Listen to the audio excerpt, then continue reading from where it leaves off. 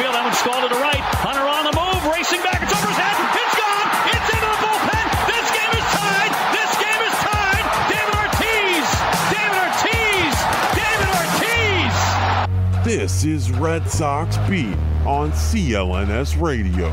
I think it would be a big statement if John Farrell started Travis Shaw on opening day, and I'd be totally cool with it, because I think it would. If that doesn't give Sandoval motivation to play better defense and play better, period, nothing will. I think they're going to make Jeter that first unanimous vote, and I hate that about baseball writers. If you belong in the Hall of Fame, you get voted in the Hall of Fame. Achievement or a new milestone. They don't just be like, yay, we signed this player, so we're going to have a ceremony. Like, no. Now, to your hosts.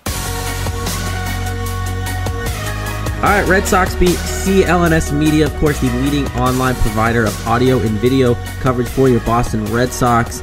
Jess Thomas, Lauren Campbell here, aside me, Jared Scally. Don't forget to follow us on Twitter at Red Sox_Beat. Facebook is Red Sox Beat Podcast. At CLNS Media for the network. Same thing on Facebook. If you search CLNS Media, you'll find us there as well.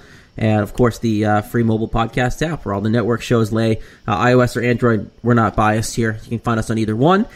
Big week for the Red Sox, undefeated, which is exciting. I know Lauren's a little upset only because there's only a week left in the season. Yeah, just a little bit. It's a very bittersweet moment. I can't complain about the week they had, but now we're entering the final week of the season, so I'm a little hurt, but I'm very happy with how this week went. But playoff baseball is exciting. It's an exciting time. We love playoff baseball. So it's a bittersweet moment, but Red Sox went 6-0, and guys, overall, it's going to be a lot of praise tonight. There's not much to nitpick when the team goes 6-0, and things are starting to shape up in a good way. Well, yeah, I mean, not just 6 in a row, but 9 out of 10 too. They won several games before this week too. Yep. Before that, so. I mean, it's great. This is the time when you want to be playing well, right? Yeah, you're catching well. Mookie Betts we'll get to later in the show. I want to talk about him, but he's turned it on the entire month of September for the most part. He was in a slump, but today's game on Sunday, as we record this a day earlier than usual, he had a big win in the walk-off hit. Well, not a walk-off hit, but a big game-tying hit in the 8th inning to really bring the Red Sox back there. We'll get to all that, but there's a lot to get to with this team. But let's break down the 6-0 week because. Jess and I were talking about it a little bit before the show started, too. We never really predict an undefeated week. And when we try to predict an undefeated week, it never happens. So we try to stay away from it. But for once, it actually happened against teams.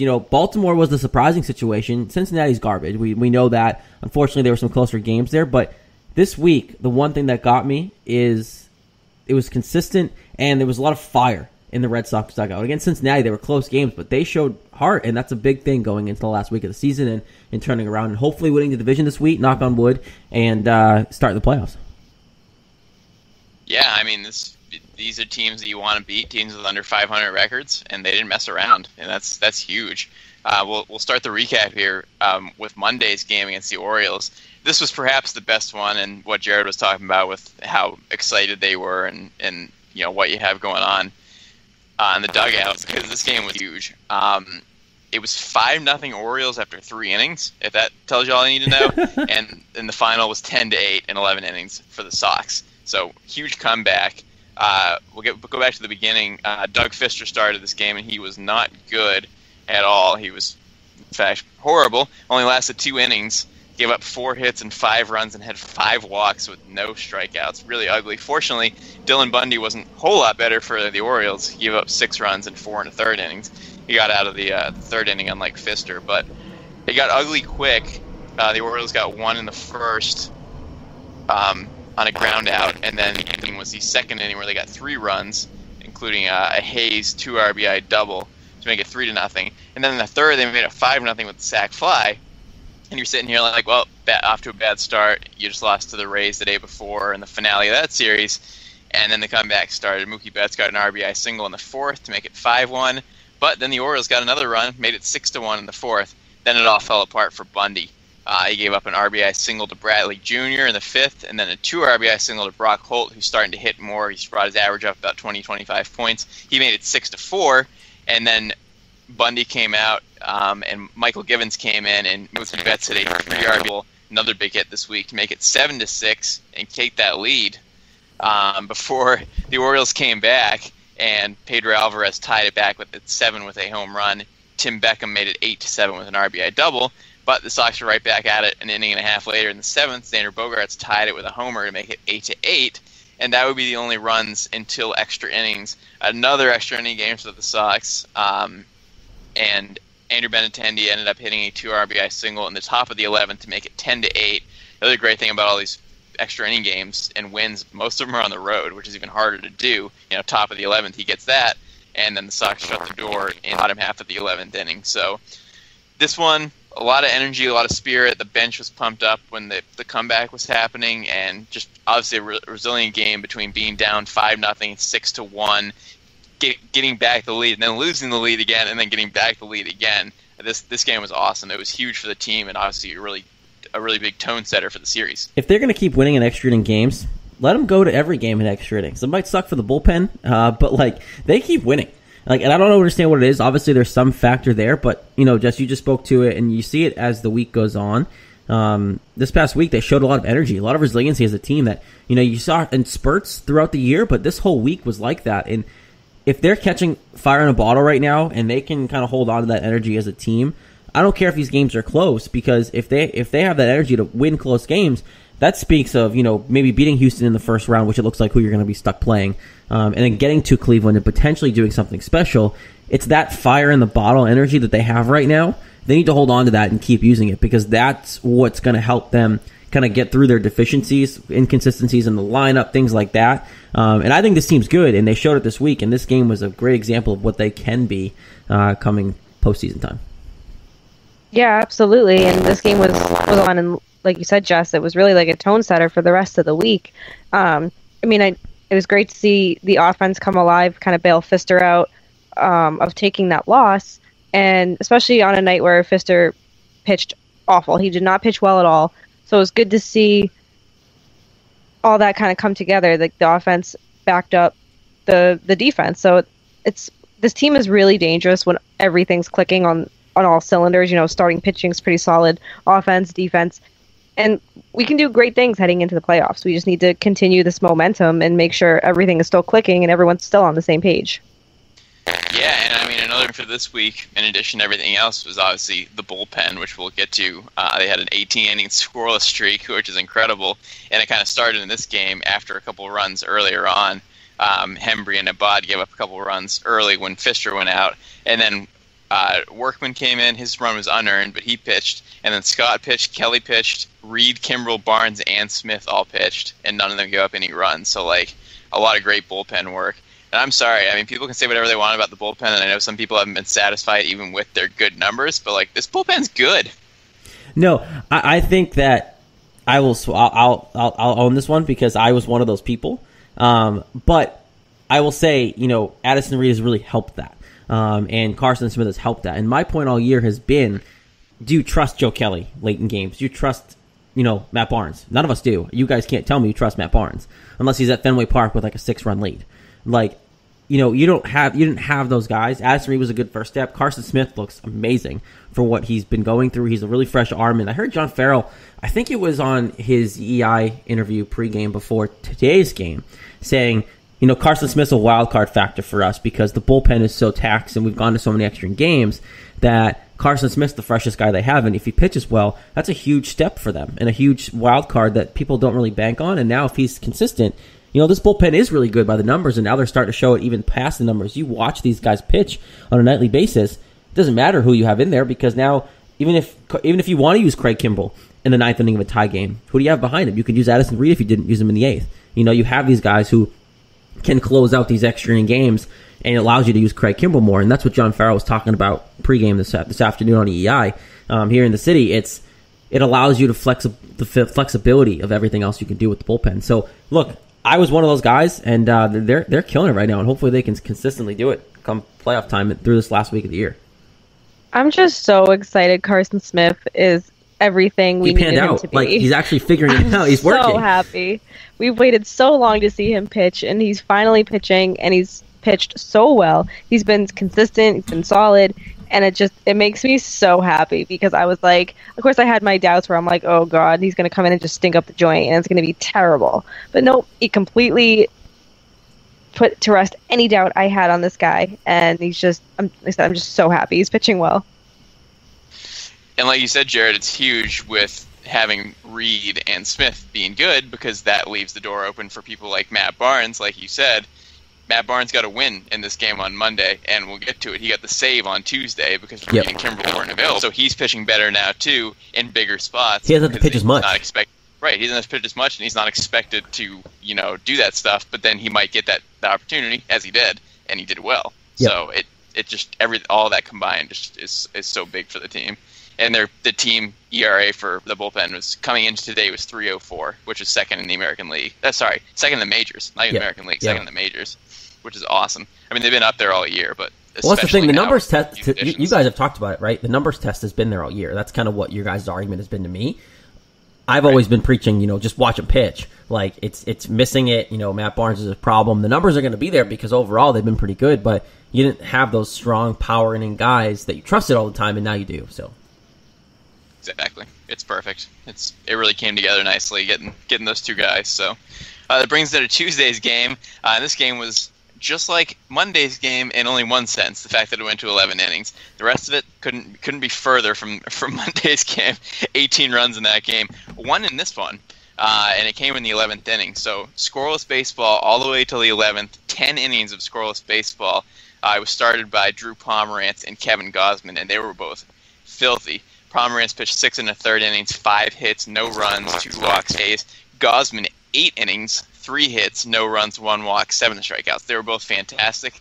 And then, as we just said, the bullpen was dominant. Carson Smith pitched 2/3 of an inning of scoreless ball with 2 strikeouts. Addison Reed pitched an inning with 2 strikeouts.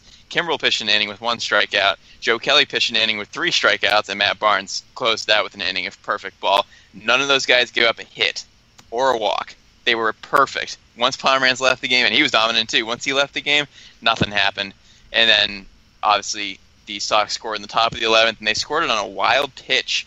Jackie Bradley Jr. scored on a wild pitch off Brad Brock in the 11th inning, and Barnes shut the door. So this one couldn't have had less offense. 6 hits for the Sox in 11 innings, 5 hits for the Orioles, just that 1 run on the wild pitch. But, I mean, all I can say from this game is that, once Pomerantz left in the 7th inning, all the way through the rest of the game, 0 hits, 0 walks from the bullpen. That's clutch.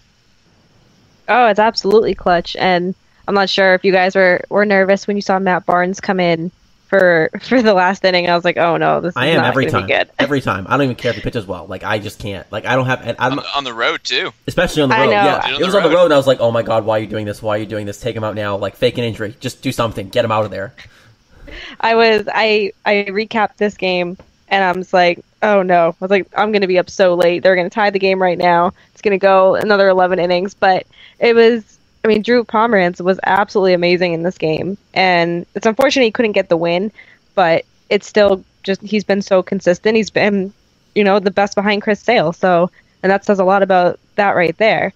And as for the game, it was just wild that they didn't have an RBI and they still scored the run. That's how they won the game.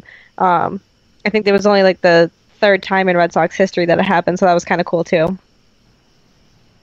Gotta love the history of things never happening, because you don't see a 1-0 11 inning game with a wild pitch as the only run.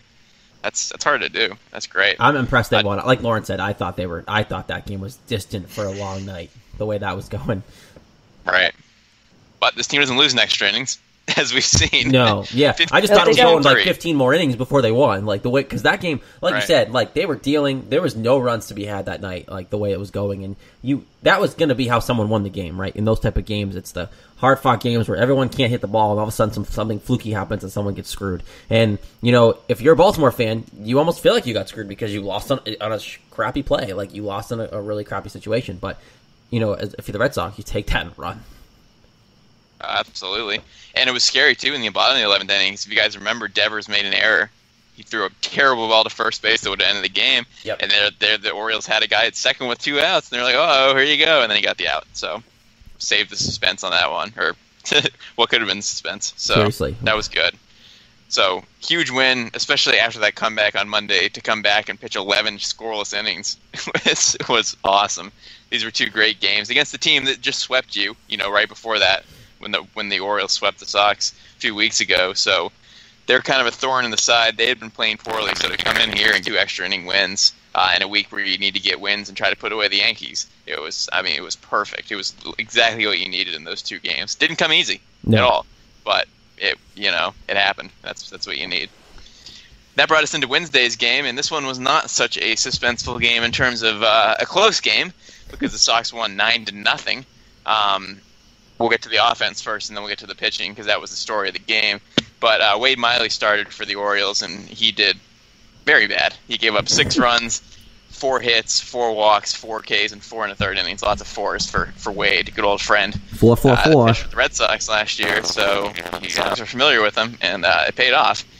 And it was the long balls in this one. Mookie Betts hit a 2-run homer in the 4th inning. First runs off Miley, and then Devin Marrero hit a 2-run homer as well. Now, he doesn't hit so many of those, but he did, and that made it 4-0.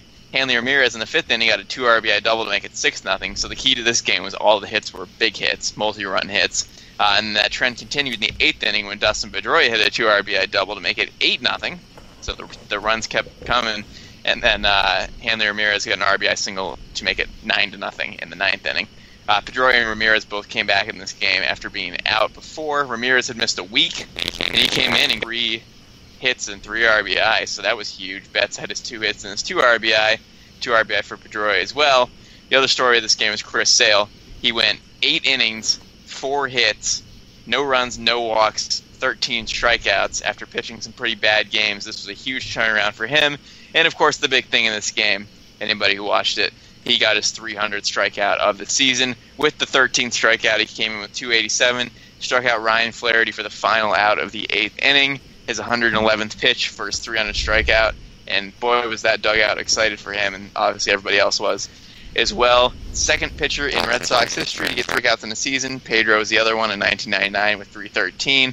And there's only been 31 pitchers, I believe, in Major League history to get 300 in a season. So this is some historic stuff. And my God, it was nice to see this guy come back and pitch well because he's obviously had some tough starts. I think it's fantastic. Oh, sorry, Gedlorn. I was literally going to say that. It was fantastic. But it was so good to see. It was so fun. Like, you don't see Chris Sale smile a lot. You don't kind of see him really get animated. And he was in the dugout. He was smiling. He was laughing. And I thought it was great that was the game. He got hit. A pitch hit him off the ribs or the arm somewhere. And then he just turned right around when John Farrell came out with the trainer. He's like, nope, not having any part of that. He's like, I'm good. I'm good. Turn around, sir. Turn around. And then in the dugout, I was getting kind of nervous when they were debating if they were going to bring him back out for the 8th because the 8th inning had gone a little longer than anyone would have liked, and obviously Sale had thrown a lot of pitches at that point, and we worried about arm like 99, right? Yeah, 99 or 100, yeah.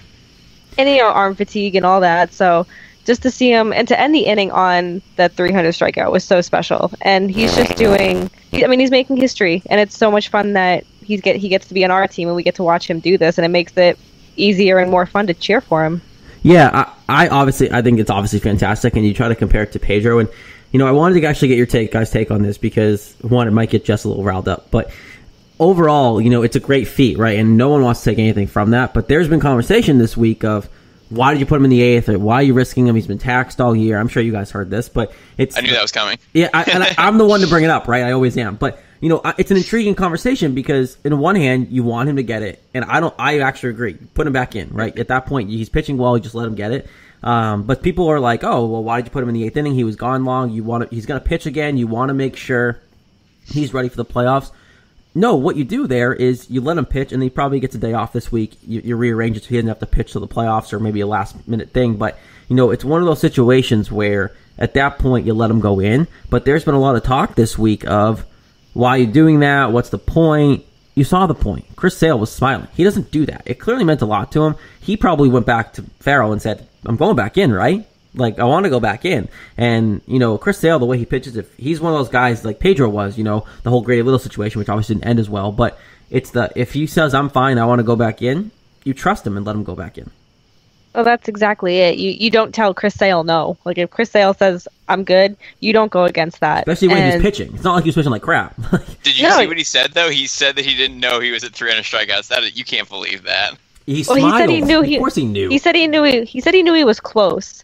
But I think if he really didn't know, he definitely knew before he was even back in the dugout, just how everyone was reacting. Oh, yeah. So, but I mean, I would have put him in for the 8th. I understand why people are up in arms about it and they're kind of against it, but at the end of the day, that was Chris Sale's call. You had to. John Farrell just went up to him. You good? Yep, good. That's it. That's all he needed to hear.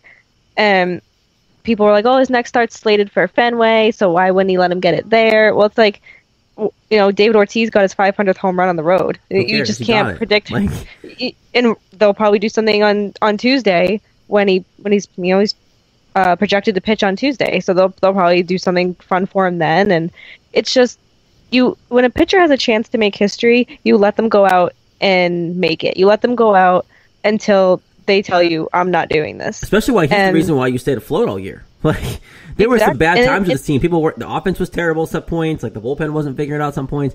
But you knew for the most part when he went out, he was dominant. He was getting you wins. Oh, absolutely. And like I said, you don't tell Chris Sale no. And that's been my argument when people are all like, "No, they shouldn't. They should have taken him out." Like, nope. You don't tell Chris Sale no. He probably has a pair of scissors in his pocket at all times. Love that. Yeah, probably. Yeah, I mean, I understand their point. It's like, all we've been saying and hearing is, well, he shouldn't be pitching all these games. He needs to get rest. They need to skip a start, blah, blah, blah. We said he should skip a start, so I get all that. But when the guy has 12 strikeouts in 7 innings, and he's 1 away from 300. It's a storyline. It's human nature. We're humans. We like the storyline. You want that 13 strikeout, get that 300 right there, send him back out there, do the manly thing. That's just human nature. And you can get lost in it. You can say, well, they have to be looking out for the team, and they have to preserve his pitches and get it next time. But they said, screw it. He wants it. He's throwing 100 pitches. He needs 3 outs. He needs 1 strikeout. Just give it to him. So I think that's what they did. I see why people are saying that. And maybe it's not worth it or whatever, but like I said, it's human nature. You're 1 strikeout away from 300, which does not happen often. You don't want to have a game. Do it now. If the 8th inning didn't last as long, do you think it would have been even an argument? Like, would we even be talking about this? I think probably because people still would be like, hey, "You're supposed to be skipping a start. You have a 9-0 lead. Why are you? You're an 8-0 lead at that point. Why are you pitching?" People will still complain about it. So I think they still would have. No, no doubt. Yeah. People always find something to complain about. Yep, that's my job. But yeah, it was awesome. I don't know what they'll do from here on out. I still think they should give him a rest, especially with the division lead at this point. So we'll see what happens with it. But that was an awesome moment and really fun to watch. And I don't think they'll catch 313. They need to chase it because I don't think there's any point at this point with how little games there are left. I think he should settle for second, and the unbelievable season he's had, have Pedro keep his 313 for the lead. So we'll see what happens, but that was the big one. 300 is the big one, and more importantly, he needed a good start, and he pitched fantastic. That's what we need. So strikeouts aside, history aside, team-wise, that's what you needed from him. You needed to see. I don't care what team you're playing, Orioles, Reds, Indians. I don't care. Whatever team you're playing, 8 innings, 13 strikeouts, 4 hits, no walks. That's exactly what you need. So that's all that matters. Go Chris Sale.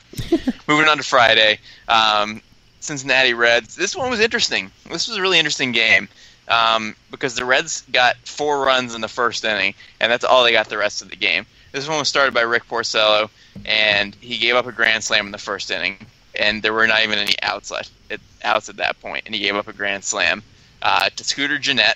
Gennett hit the grand slam, and it was obviously a really tough start, a brutal start for Porcello. The Sox got a run in the first inning before that happened, so it was 4-1 at that point. Mitch Moreland did a sac fly, so 4-1 after 1, but then Porcello settled in, and he didn't give up any more runs over the next 3 innings. Farrell gave him a pretty quick hook, and he was out of the game after 4, but he limited the damage after that. Give up 4 hits, 4 runs, 3 walks, 3 strikeouts, 57 pitches. So Farrell wasn't waiting around, and David Price came in and pitched 2 2/3 clean innings with 4 strikeouts. So I think that was Farrell's thinking. He was like, well, Porcello's not, he gave up 4 runs in the first inning. We got a fresh Price here to do what they want him to do. A little long relief at the start doesn't go long. So that worked out in terms of that. And then on offense, it worked out perfectly for the Red Sox because they got 4 runs in the 4th inning off Sal Romano, starter. Christian Vasquez got a RBI double to make it 4-2, and then Rafael Devers hit his first home run in quite a while, hit 9th of the year to make it 5-4, a 3-run home run. And that would be the only runs that were scored. Nobody scored in the game after the 4th inning. Price shut him down. Reed came in for an inning and a third of scoreless ball. Craig Kimbrell shut it down with an 8-pitch 9th inning. And then the Reds didn't give up any more runs either. They had good bullpen work, 5 innings of scoreless ball out of the bullpen. So great comeback. I mean, do you guys agree with Porcello coming out after 4? Did that make sense to you? I don't know. I do kind of agree with it in the sense of you don't want to tax him too much. But look, I think the story of this game really is how well David Price pitched, right? Because no doubt. I think overall you look at it and go, well, he could have easily screwed that up, but it gave you that bridge of a couple good innings, gave you what his arm potentially could handle. That's what they're saying anyway. And then it gives you that bridge to the end of the bullpen, which we just talked about is now better because of who you've added and who you have at the end. And now you have that, gives you that lineup for Reed, Kimbrell at the end of the game. So I don't agree with the way they're describing David Price in terms of an Andrew Miller comparison. That was awful. But I think overall he does have a very important role coming into the playoffs. And if people are going to just bash him because he's not starting, well, I really believe he's not starting because his elbow is just not going to let him start. No, his elbow is definitely not going to let him start. He missed so much time with the elbow injury, and then it's been an injury since the beginning of the season, so it's just been an ongoing issue, and there's no sense in trying to tax that arm more than it needs to be. And if he's going to be able to play a productive role in the bullpen, then that's where he belongs, and it's going to be great going into the playoffs. And as for Porcello, I think it made sense taking him out when they did because, he gave up the Grand Slam, he gave up those runs, and he's not chasing history. He's not having the best season out there. We know that. So there's no sense in taxing his arm more and letting him go out there throw 90, 95 miles an hour for 2 or 3 more innings when you can have a healthier Porcello for the playoffs. Yeah, exactly. I mean, he kept them in the game. After giving up the Grand Slam, he held them off for 3 innings and allowed them to come back with those 4 runs in the 4th inning. So I think that was smart. And then Price obviously took care of the middle innings. I mean, I think it's really telling from what John Farrell said after the game. He said that their plan right now is to give Price a day off per inning pitched. So after pitching 2 2/3, he came in for 3 specific innings. So that's 3 days off. He came in. Yep. And then did the 2 2/3. He didn't pitch 3 innings, but 3 different points, so 3 days off. If he needs a day off per inning, there's no way the guy's starting. No, that scares me enough in that role going into the playoffs. Never mind giving the ball to start. Look, if he's healthy, he's starting. There's no question. He's starting in the playoffs. You're kicking Porcello, you're kicking Erod out of the rotation. Price is in the rotation if he's healthy. He's just not healthy. Yeah, he's a starter. He's a starter. But that's why he was in the bullpen when he got those 2 playoff wins. He wasn't healthy. And that's what it was. He was coming back from something. Exactly. So that's the thing to me. I was like, it's great that he did this, and I'm encouraged by that. But clearly, that's going to be his role. I mean, Farrell didn't specifically say we're not going to change that the rest of the season. Maybe he'll get off that 1 inning per day off soapbox he's on, but I doubt it at this point. End of September, I don't think that's going to change. So we'll see. Either way, it was good. I mean, it helped a lot. They somehow got the win in a game they definitely shouldn't have won, down 4-1 in the first inning. But that was great. Brought us their day. And this one was even better. 5-0 win. 3 hits for the Reds in the entire game. Eduardo Rodriguez pitched, and he was great. He pitched 7 2/3 innings, giving up 0 runs and just 3 hits, 2 walks, 6 strikeouts, and 112 pitches. They really left him out there, and he did really well, and that's super encouraging. His ERA is in the 2s in the month of September, so he's really been pitching well. And on the offense, did enough in this game off Robert Stevenson. They got 5 runs. 3 of those were in the 6th inning, and Mitch Moreland 3-run homer, and that made it 4-0 after a 1-0 game all the way up to that point. And Andrew Benintendi had an RBI single to make it 5-0. So Mitch Moreland had the big hit in this game, and but obviously the story was Erod. I mean, 7 2/3 innings scoreless. I don't care who you're pitching against. Just like Sale, that's a really good start, and he's really made a great case for himself in this month to be in the rotation. This is the problem now, because you have these guys, and we talked about this, right? The rest of the season has been a campaign for themselves to get in the rotation, so it's really going to be a matter of this week, who pitches the best this week. And whoever has the hot hand, whoever pitches the best this week, you figure it out. They probably have an idea of who they want it to be, for the 4 guys they have. I can't imagine Erod's not going to be at this point. I really think it comes down to Porcello and Pfister, and I just think Pfister is out at this point because of the way he's been pitching. And look, I was all about defending Pfister. I wrote a whole article about it. Like, it's just the way he's screwed the pooch the last couple starts, and now I think it's Porcello, Erod, and the other 2 in Pomeranz and Sale. I think that's going to be it, unless something really drastic happens this week, someone gets hurt, whatever it may be. So if Pfister goes out in his next start or 2, whatever he has left, and pitches 7-8 innings up to 2 or 3 runs per start, and Porcello over Porcello. I tell you, ride the hot hand. If he figures it out and something's working, screw it. And you're gonna wait anyway. You're gonna have a couple starts under your belt, and you might even be able to, if you have 2 options, you could fly it and say, hey, well, you know what, here's the deal. But I think if Pfister goes out and does that this week, like I said, this week's pretty much audition week, because they've all been up and down the last month. They've had a couple good, a couple bad. This week's minus it. Pomeranz. Well, yeah, Pomeranz has been fine. I'm talking about the bottom part of this rotation. Right. This week is huge. I think they're all going to start at some point this week. They have to. So this is it. If you want to be in the playoff rotation come that first series, do it this week and make John Farrell make a decision.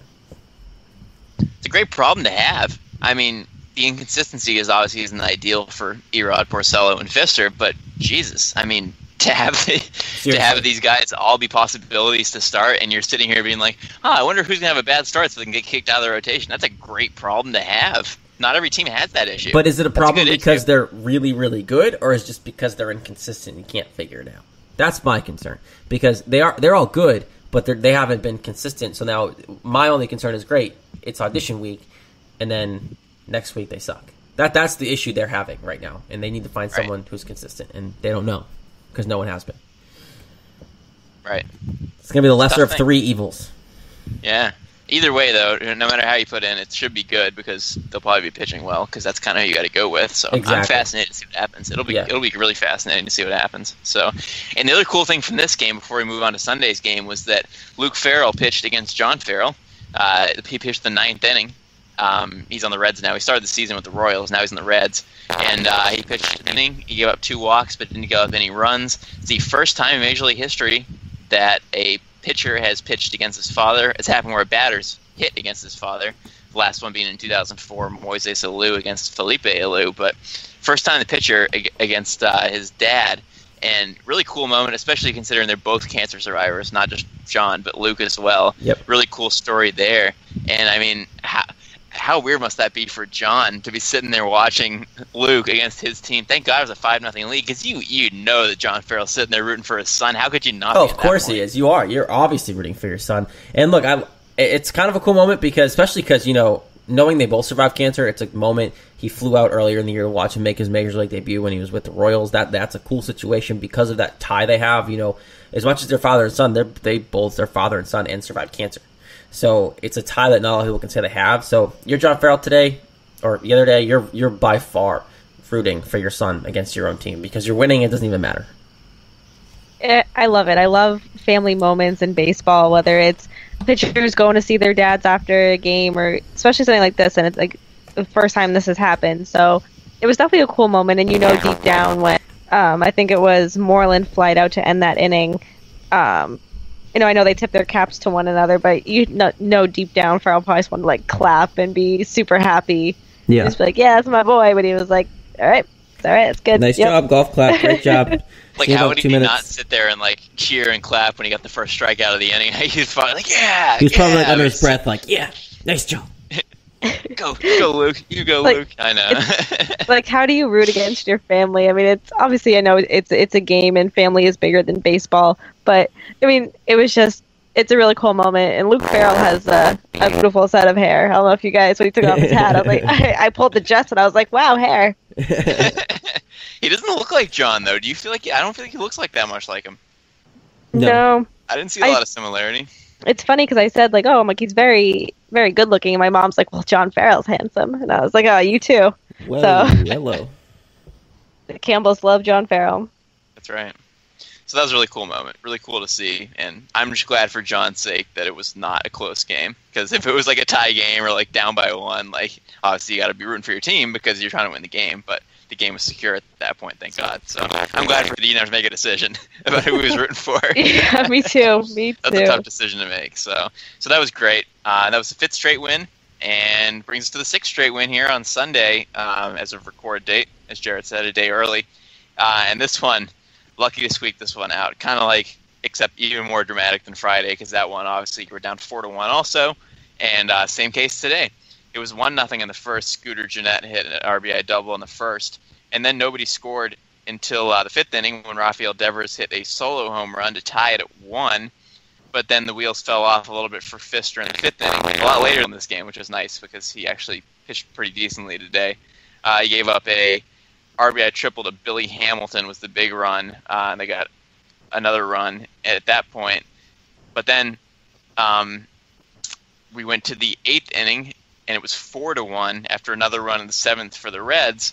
And then Mookie Betts hit a 3 RBI double to tie the game at 4 after a Vasquez walk, a Bogart single, and a Benintendi walk mixed around and out. And then Betts hit that 3 RBI double to make it 4-4. And then Rafael Devers got the 5th run in with an RBI in single. And that would be the only runs they needed. And it was a 5-4 win after Addison Reed and Craig Kimbrell did their things. 2 innings combined for 3 strikeouts, as they've been doing. Robbie Scott got the win. So this one was pretty unlikely, but it was nice to see Pfister. He did go up 9 hits, 3 runs, but he had 9 strikeouts and no walks in 5 1/3 innings. So he went deeper into the game. He got the Ks. That's a lot better than he'd done the last 2 starts, so that was encouraging. And, I mean, this was a game you probably shouldn't have won, but, you know, if you're a good team, you just make wins happen. They pulled out 4 in the 8th inning. Mookie Betts did his thing, and you got a 6-0 week. It's pretty cool. Yeah, and you go to this game and think, okay, well, worst case, they're getting screwed, but whatever. They lose this game. 5-1 week, no big deal. Yankees ended up losing today, too, so, like, whatever, not a worry. But, you know, that situation today is what I'm talking about in terms of you see that lightning in a bottle that they need to hold on to.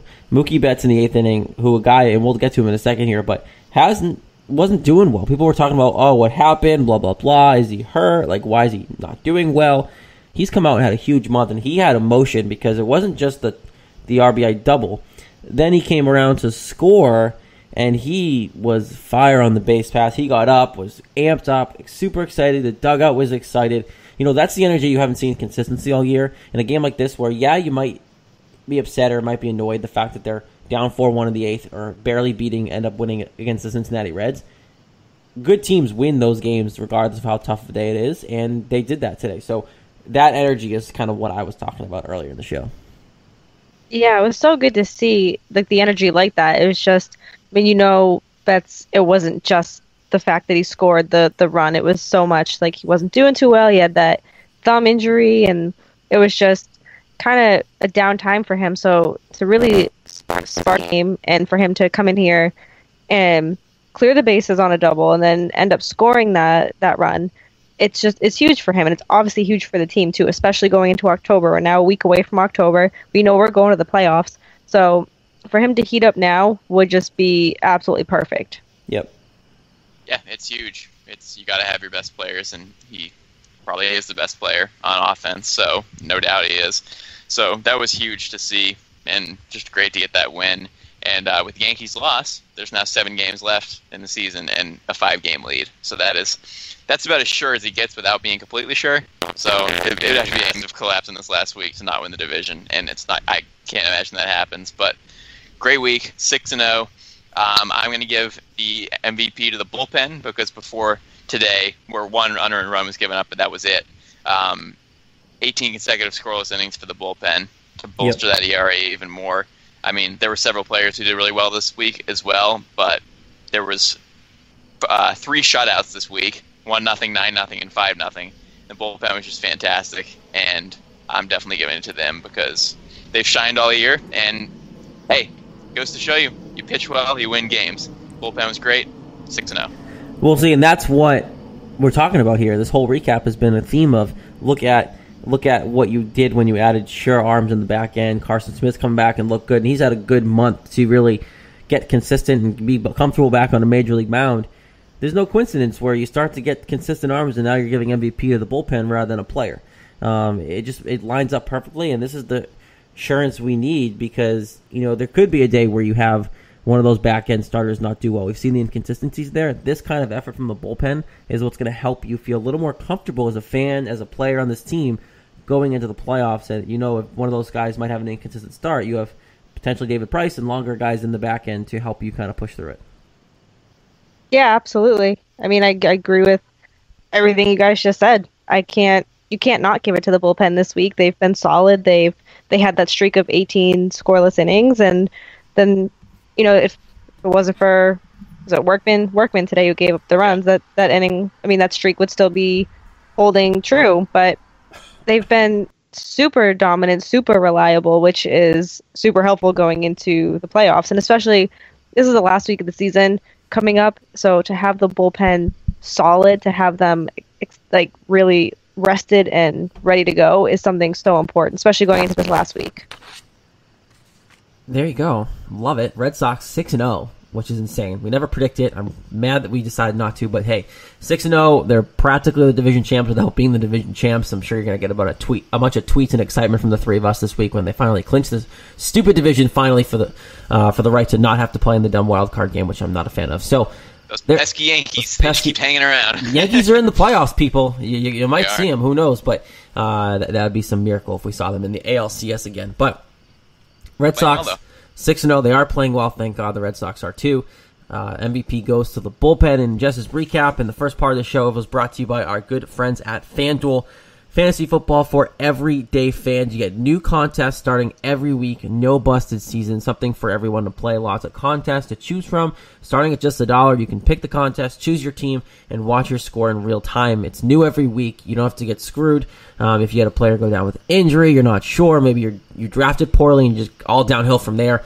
Nice thing is you draft every week. Stand to the salary cap. I know we've been doing it with the Listener League. If you go to FanDuel.com/Red Sox Beat, you can play against us. I did not do well today, people, but that's okay. That means next week I can reset, draft new players, and I don't have to think about this week, unlike those yearly fantasy situations you might have. And guys, it's a great time to play against the listeners as well. Oh yeah, it's a lot of fun. And like you said, the best part about FanDuel is you don't have a busted season. Like I have Johnson on one of my teams, and I have Olsen on one of my other teams for two of my leagues. So that's already a hit right there. So with FanDuel, you just go on, and you're like, whoops, who cares? Like I get a new team the following week. So definitely a lot of fun, and I love playing against the listeners. I was so close today in our listener league. Man, I got 108 points, and I needed 116 to get that $2 winnings. And I was just 8 points off. Frustrated. I was hanging it for a little bit. I was like, yes, I'm going to get it. I'm going to get it. And then, so, still fun, though. Glad people are playing and enjoying it. Hopefully you did better than my 78th place today. But it was good for a while. I was rolling, Yeah. I did pretty well. But it's hard to win. No, it's hard to win. You never know. Anybody can win any week. Yeah, and that's the beauty of it, right? That's the edge of, and that's what gets you coming back. You're so close to that top, and then if you have a bad week, you're like, well, I can redo it next week. Not a big deal. And, it's cool because you can join small leagues with your friends if you want to do a couple, like you could do 5-6 people and just put a couple bucks down or whatever you want to do. And right now, over 2.5 million players have won a cash prize playing fantasy sports on FanDuel. If you sign up today, if you go to FanDuel.com, you click the Join Now button, and you can use our code REDSOXBEAT. The offer really is simple. You try FanDuel for free with no deposit at all. If you just go to FanDuel.com, you can claim the free contest and play for a share of $10,000 this upcoming week. Just sign up using our promo code RedSoxBeat. You'll get that free entry. That's FanDuel.com, promo code RedSoxBeat, void where prohibited. And guys, it's obviously a good time. We all love fantasy football. It works for fantasy baseball, so as well in every other sport there. So just check it out, and that promo code RedSoxBeat will get you a free first play. So that's awesome. Before we get to other stuff here, we have a lot to go over. And one thing that we want to talk about that I think highlighted, obviously the win here on Sunday in the 8th inning with Mookie Betts. But overall, the last month or so, this guy's been on a tear. Mookie Betts, he's been criticized. We kind of hinted at it earlier for not doing well. He obviously set the bar for himself high last year, having that MVP type season. Should have been the MVP. We all feel that way, but now he was struggling, guys. He wasn't hitting well. He was getting out. He was like 0 for 18, 0 for 20 at some points, and he figured it out. This month's been great, and now I think the energy's back. I think he has a chip on his shoulder here, and he's playing around it. And this can't be a better time for him to really heat up, because now you have 1 week in the season, you win the division, you see what happens, and you're probably going to play the Astros. You need Mookie Betts to be successful. We've talked about this. People were playing well here and there, but Mookie Betts, Xander Bogaerts, those core guys, they weren't consistent, and now you have Pedroia back, you have Xander Bogaerts playing kind of well, and Mookie Betts is looking like he's going to be that leader that you have really needed, and that consistency energy-wise, that's really going to help you moving forward, because you need him to be consistent to kind of, not really say carry the offense, but be a spark plug at least, like he was today on Sunday in the 8th inning, where a game that they shouldn't have won. Yeah, I mean it's big to have that bat in the middle of the lineup. Obviously, his bat's not as big as it was last year with his should have been MVP season with the 318 average, 31 homers, 113 RBI, 42 doubles, 214 hits. He had an incredible season. The cool thing is, though, you look at his numbers; they are down from last year. But if you put his numbers against other people in the league, they're still really good. His average is obviously down. It's 263. It's been down all year. That's not going to change. But he's up to 23 homers. He hit 99 RBI today, so he's going to crack the 100 RBI mark, or he should at least. 161 hits, 45 doubles is more than last year. 97 runs, still leads the team. It's not as many as he had last year with 122, but that's pretty close. 24 steals, only 2 less than last year. So, yes, his numbers are down, but he has walked more, and he's got more doubles, and it's for a down year for the guy, his numbers are still pretty good, and they're still better than most people on most teams. So it's down for him, but obviously he's still making an impact, period, for the team. And like you said, the last few weeks he's been really good. So I mean, it's hard to find fault. It's the average being lower is definitely annoying, but it's not really good for most players in the league. Yeah, and that's the really cool thing about it is, even though I'm sure there was a lot of pressure on Betts coming from himself just to have another season like he did last year, and our expectations were high for him too, of course, but he's still having a pretty good season despite the average being low, and that is super annoying because I've said it before, he's going to hit 300 for the next 7 years, and now he's at 263, but he's still having a tremendous season. He's going to have 100 RBI unless something terrible goes wrong. He's probably going to crack 26 steals. Like you said, his numbers are better than a lot of the people in the league. So no, it's not an MVP type season, but it's still a very solid season. Yeah, and I think the biggest thing the whole time has been, I think people have just been comparing him too much to himself last year. And for a guy like Mookie Betts, he's still young, right? It's hard to kind of repeat that kind of year. He's not Mike Trout yet, if he's ever going to be. Mike Trout's the only player I can think of that really kind of warrants his numbers that could argue, well, we can just give him the MVP because no one else deserves it because his numbers are so good every year. Look, he looks more comfortable. He looks like he's kind of coming back into his own, and I hate to kind of word it that way, but I just think that he's starting to kind of see what his role is again. I think he's starting to be more comfortable. There's less pressure on him because Pedroia is starting to come back and hit well. Devers is hitting well again. These guys are starting to hit well, that it's not all falling on Mookie Betts. Yeah, exactly. You nailed it with last year. I knew at the beginning of the season, I said it in the show, I said it in my predictions before the season started. I said he's not going to have as good a season as last year. It's just too high of a bar to set. He set an incredibly high bar for himself. Should have won MVP, at 23 years old. Now he's 24. His numbers are still really good. So I totally agree with what you say, Jared. It was just too much. He set a great bar. It was good for him to play that well and to have that mark to reach, but the likelihood was so low that he was going to reach those numbers again the year afterwards. It just wasn't likely. No, but I mean it's kind of like the sophomore slump where we see rookies come in and they kind of have that really good first season, and the second season it's kind of like meh.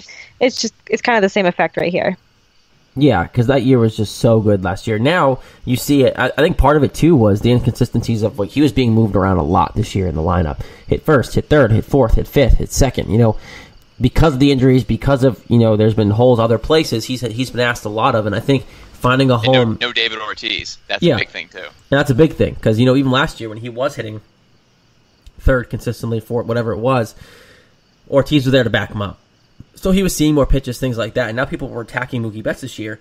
And then on top of that, he was being moved around the lineup. And guys, I can't imagine being moved around the lineup that much really can help anybody.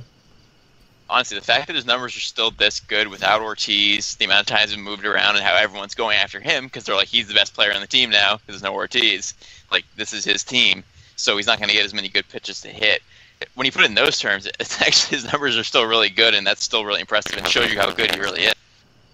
Yeah, absolutely. And I know, Jess, you said this at the beginning of the season, where the loss of Ortiz is going to be more impactful than people realize. And I feel like every other week we're talking about this, and it just goes back to that exact statement: is it's affecting everyone, and even like I said, Betts is still having a good season, but it's obviously still affecting him.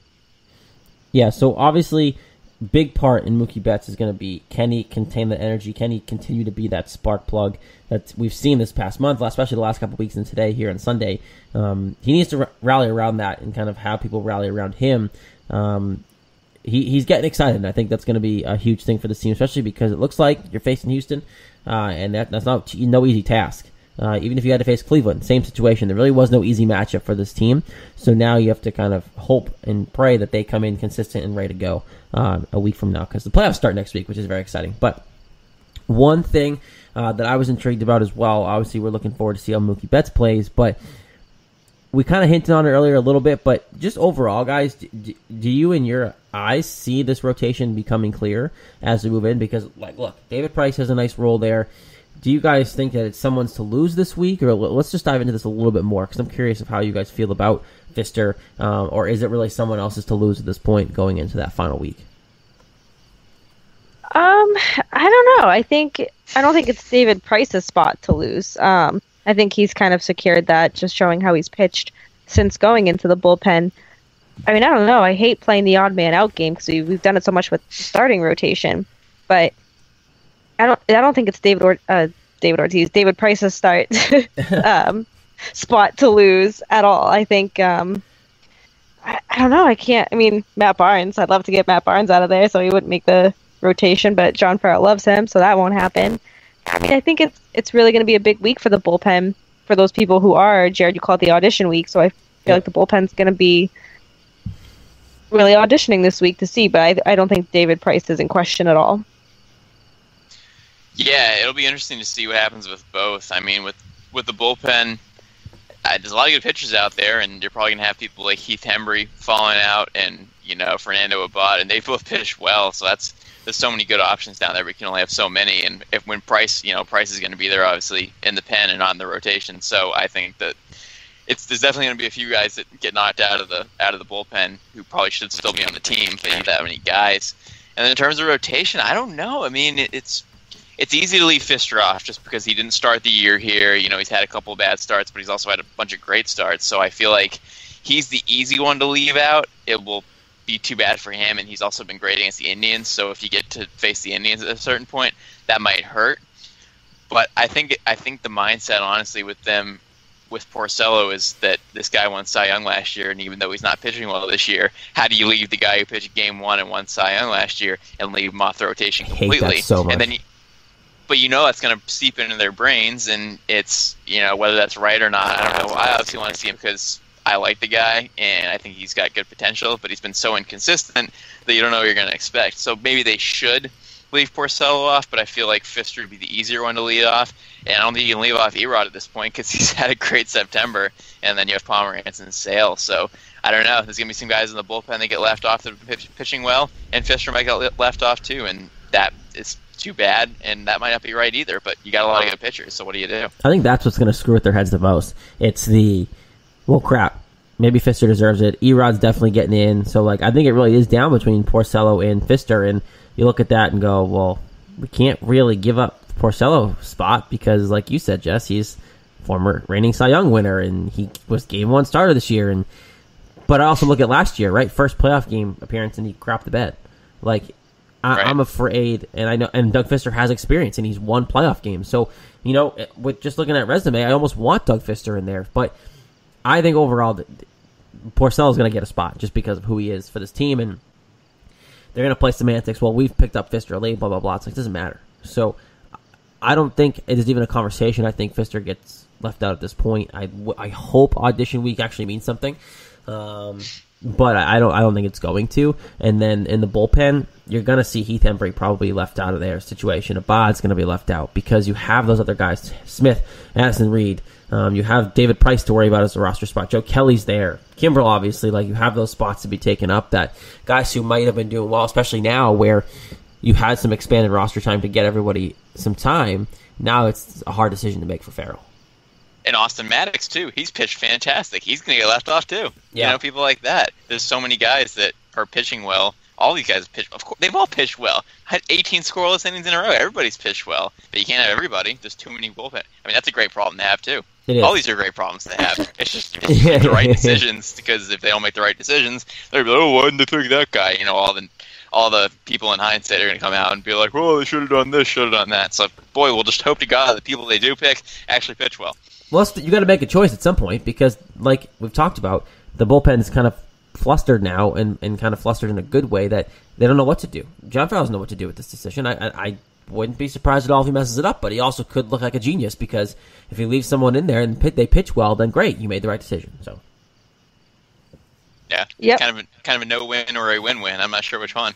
It is. It's seriously. and if he makes the wrong decision, everyone like me is going to be out here calling for his head. That's just the way it works as a manager in baseball. You can't win in Boston. I feel like no matter the decision he makes, like say he left Austin Maddox in the rotation and I don't know somebody else off of it, like people will be like, oh my God, why is Austin Maddox on the playoff roster? He's been in AAA, he's been back and forth. Oh, everyone's going to complain. Everyone's going to complain. So Farrell's been under fire all season. He's been ridiculed. He's been torn apart by Boston media. We've ripped on him a couple of times. My grandmother fell off the John Farrell train over the weekend. Oh, so Grammy, hate to see you go. She's finally off of it. I never thought I'd see the day. She was Farrell's biggest supporter, and now she's gone. So, and I think going into the playoffs, what he's up against, whether it's Houston or Cleveland, and he knows he's got a good problem on his hands right now, but he really needs to put in the hot hands. That's what he needs to do. I don't think he's going to do it because, somewhere, like, no matter the decision he makes, somebody who is pitching really well, who's going to have a really good week this week, is going to be left off that roster. Oh, for sure. You know what I hate about people in general? Like, people talk about... On a different topic, people, they suck, don't they? Maybe they came off weird. So what I'm saying is that, like, you hear people talking about it, and they're like, oh, no one's beating the Indians. Like, no one gives the Astros credit for having a great season. And then they're like, oh, if the Red Sox face the Astros, the Red Sox are going to win, but if the Red Sox face the Indians, oh, the Red Sox have no chance. They're getting swept. It's like, how do you know all this stuff? All three of these teams are extremely good. They all have 90-plus wins. They all have very good teams. I don't know how people could just, like, assume that, like, oh, the Red Sox are going to beat the Astros. Oh, the Indians are going to beat both of them. How do you know? How do you just predict that? The Indians could win 22 straight games, come into a series, forget how to play for a few days, go down 2-0, and boom, they're out. And look at this, too, because look at the Indians situation. So especially with the Indians, because it looks like, barring some drastic collapse by them, they're going to be the one seed. We're probably playing the Astros, and we can talk about this a little bit, too, but the playoff picture itself, the Yankees are in the playoffs, and if they win the wild card game, which looks like they're playing the Twins if all else fails, right? Because the Angels, Royals, it's going to be the Twins. So that one-game playoff, if the Yankees win, they've been playing well. They could go knock off the Indians if something happens, right. So I don't think it's going to happen. Series, I'm smelling an Indian someone, ALCS. I don't know who it's going to be because if the Astros-Red Sox series should be a good one to watch. So overall, people just saying Cleveland, look a little closer. Like, I still think good teams. I still think people just leave out Houston because they're just not used to them being in the American League. It's still they're fantastic this season. They've had 90-plus wins, and they've been overlooked. I think a lot of it has to do with that 22-game win streak. But coming in, it's like you said, the Indians could forget how to play baseball. This is what makes baseball so great: is that you can have a team like the Dodgers or the Indians go on those ridiculous streaks, and you never know what's going to happen in the playoffs. It's clean slate. Nothing matters in the playoffs. Records don't matter in the playoffs. It all comes down to those 5 games and who wants it more. And look at the 2013 Red Sox. They didn't deserve to win, but they did. No, exactly. Like, it just... And the Red Sox... look at the 2007 Rockies. They won 21 of 22 games, got the World Series. Yeah, exactly. Yep. They didn't lose till the World Series. Like, look, the Indians, if it wasn't for that streak, they wouldn't even be the 1 seed. You'd be playing them next week. But They'd probably be the 3 seed. Yeah, they'd probably be behind the Astros and the Red Sox. Yeah, we'd have home field for the series. Like, that streak just changed a lot, right? Who you're playing, you're now the third worst if you want to put that in the title. But look, the last 10 games, Cleveland and Houston are 8-2. The Red Sox are 9-1. Their last 10. Like, these 3 teams are good, and they're playing well all at the same time. So it's going to be a very exciting type of playoffs come next week. Now, I'm intrigued by an Indians / wildcard winner series, because even if the Twins do beat the Yankees, Twins are like a sneaky kind of scary Twins team. are sneaky. Yeah, they are. So like that could be fun. One thing I want to talk about before we get to our predictions, because we wanted to kind of talk about the playoff picture, because this is our last show before the season's over. Sad. The NL side of things is intriguing still. We know the 3 division winners: Dodgers, Nationals, Cubs. Not officially yet, but Cubs. Wild card right now, Arizona's clinched a spot. Colorado, Rockies are there. They're only 2 games up on Milwaukee and 2.5 on St. Louis. So I am really rooting for Milwaukee to knock off the Rockies, because I'm the biggest Travis Shaw supporter. It's not even funny. And seeing him hit that walk-off home run the other day just made me even more root for Milwaukee, because I want to see him in the playoffs. I want to see him make a push, make this team relevant in the postseason. And not a lot of people can watch Brewers baseball because it's Milwaukee, and who watches Milwaukee baseball except people who live over there? So I want him in the playoffs, and I think they do it. And the whole NL wild card, it's going to be a fun week. Yeah, it's going to be a very fun week of baseball, not just on the Red Sox end, but around the league. I mean, this is the last regular season week, and playoffs are right here, and people are fighting for playoff spots. And I love Travis Shaw. I miss the hell out of that guy. And Phenomenal. to see what he's doing over in Milwaukee is a lot, and it's great to see him being able to really give the team life and bring the team, like, they're pushing for a playoff run, and 31 dogs. Yep. 31 dogs.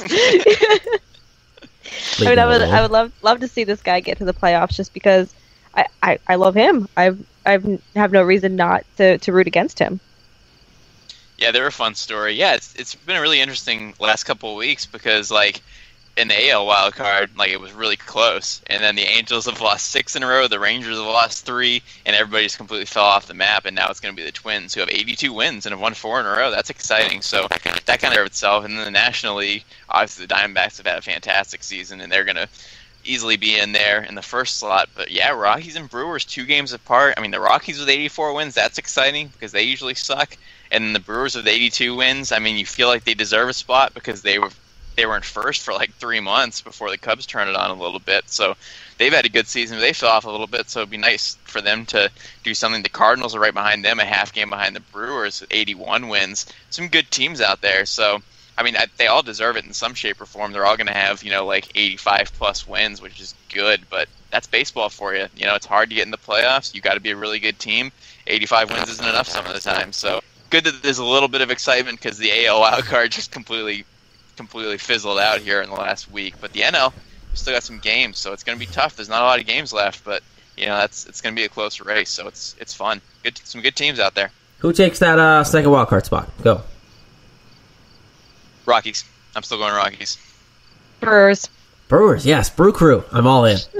Get in there, Ding Dong City, Travis Shaw. No one picked the Cardinals. Screw the Cardinals. They win too much. Screw the Cardinals. They're too good.